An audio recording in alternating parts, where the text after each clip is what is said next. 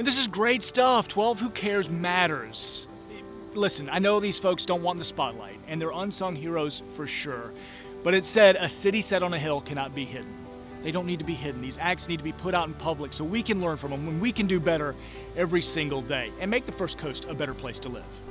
So 12 Who Care means to me someone who is blessing the lives of others, whether that be through donating their time or using their God-given gifts to bless the lives of others. It's someone just doing something great in our community. 12 Who Care means to me that in spite of what's going on in our community, there are individuals who are not selfish. They're willing to take their time and give back to the community to make the community's life a lot richer. Every day, a child here on our First Coast is faced with the dilemma of not knowing where he or she will get their next meal. But there's a First Coast woman who's working hard to change that by dedicating her life to those kids in need. This is Nathan. He looks like he has a very, very big personality. Bonnie Vanderberg is one proud grandmother. Favorite? Yep. Her grandson Nathan is no doubt the apple of her eye. A 5-year-old, she could never imagine going without food. But that's the case for hundreds of elementary students in Arlington. They are chronically hungry. They come to school hungry. Career educators have told me that these kids show up at school, complain of headaches, stomach aches, nausea. They're cranky, and the only thing they're thinking about is food. Since 2015, Vanderberg has been on the front lines, battling to ensure no kid in Arlington goes without food. She started Arlington's version of Micahs Backpack, an organization that feeds hungry children. This isn't just in some third world country. This is right here. These kids are hungry. Bonnie says when they started handing out Micahs Backpacks, it was here at Lone Star Elementary School. They were only serving 5 kids. By the end of that first year, they were serving more than 50. Fast forward to 2019, and now they're serving more than 150 kids at 5 different elementary schools here in Arlington. Vanderberg says she and her husband buy between $800 and $1,000 worth of food every week. So they got a juice. Okay. 3 times a year they get a toothbrush. With the help of some volunteers, Vanderberg assembles bags filled with non-perishable items at Highlands United Presbyterian Church on Thursdays. Then on Fridays, she along with the volunteers deliver the bags to 5 different elementary schools in Arlington. They're going to bed at night with food in their stomach. That's an important thing. On the weekend they can play. They don't have to worry about where their food is going to come from. And Vanderberg often hears words of thanks from parents of the kids she never knew she had helped. She said, I just want to shake your hand and thank you and your volunteers because I was one of those parents.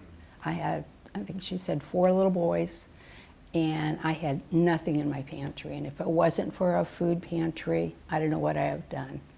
Vanderberg now just wants to get the word out. The more I can go out and talk to people, the more they get it and the more support we get, because people don't want to hear about hungry children. They want to do something about it. Bonnie Vanderberg, we appreciate what you're doing for our children here on the First Coast, and we want to say thank you for helping to make the First Coast a better place to live. Now, I'm going to introduce you to Mary Jane Brown. She's the head of the Beaches Community Kitchen, which is located in Jacksonville Beach. I actually went into the kitchen to learn what she does to make sure no one in the community goes hungry. You want me to put the tops on? In the Beaches Community Kitchen, there's a lot of laughter, love, and food. And I quickly found out if you're going to walk into this kitchen, you better be prepared to put on an apron. I'm passionate about it. I love these people. Mary Jane Brown is the woman behind it all, a modest person with a strong faith. Well, God put me here. It's not my thing. When God puts you somewhere, it's so awesome to know you're where you're supposed to be. For nearly 30 years, volunteers with the Beaches Community Kitchen have prepared and delivered meals to homebound, disabled, and elderly people in our community. Right now, they're delivering more than 70 meals 3 days a week. It just breaks my heart to think somebody's sitting in their home with no access to food. Miss Mary Jane helps prepare the menus. She finds the people who need the food and gathers the volunteers to get it all done. Miss Mary Jane will tell you she's not a great cook. I'm not a cook at all. You saw I'm not even a good sandwich wrapper. But she finds the people she needs to make it all happen. Have you seen that sweet little face? Who's going to tell her no? No one's going to tell her no. You really can't tell her no. As you can see, I was helping prepare meals too. Miss Mary Jane doesn't collect a salary. She gets this all done with no money. It's all 100% volunteer, with restaurants and grocery stores stepping in to help provide the food. Tell me a little bit about yourself. I like to tell about the kids. She is such an humble woman who will tell you none of this is about her. It's all about the people she serves. Hello, Tiny. Hello. You got company. I got to see that firsthand when I went with Miss Mary Jane to deliver a meal to a Jacksonville Beach woman in her 90s. These good people take care of me. They feed me and they bring me what I need. And that's who Mary Jane Brown is, a good person who puts others' needs before her own. I actually believe if you're not helping other people, you're not human.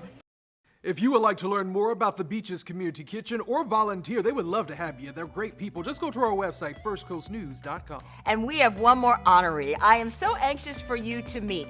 He goes into places that most of us wouldn't go, but he does it because he's helping people on our First Coast who are having some pretty tough times. I can't fix the world, but what I can do is maybe one granola bar at a time, I might be able to make a difference in someone's life.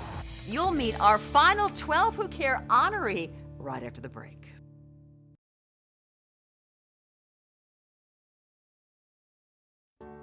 Now I get to introduce our final 12 Who Care honoree. His name is Kevin Kroll, and he served our country with pride in the military.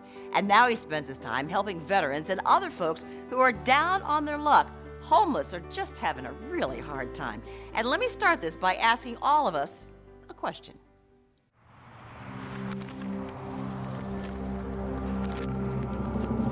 It's disgusting. It really is. We're in St. Augustine.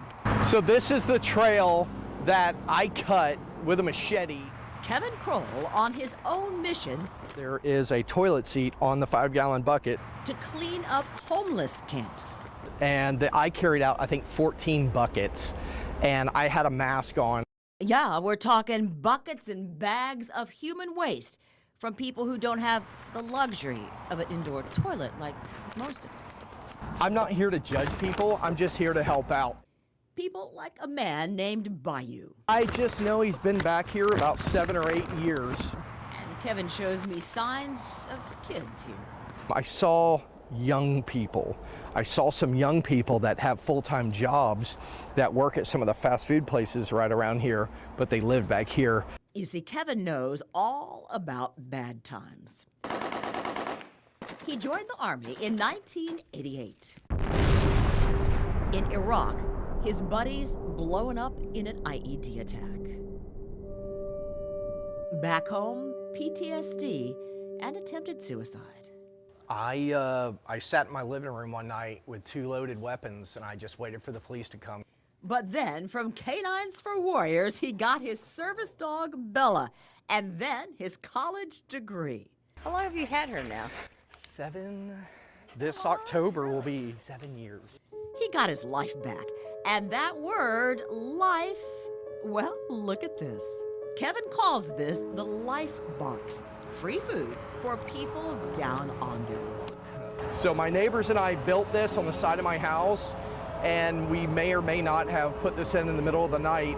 People just drop off donations, even Band-Aids. I can't fix the world, but what I can do is maybe one granola bar at a time, I might be able to make a difference in someone's life.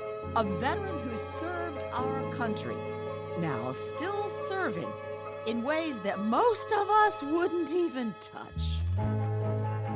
We want to thank Kevin Kroll for his dedication to our community and to our country, and to all of you service members. Thank you for your service. We also want to thank our 12 Who Care honorees for inspiring the entire First Coast and all of us here at First Coast News. If you would like to learn more about our honorees, you can find their stories on firstcoastnews.com. Thank you for joining us, and from all of us here at First Coast News, we hope you have a happy and safe holiday. I actually believe if you're not helping other people, you're not human. That's a little harsh, I guess.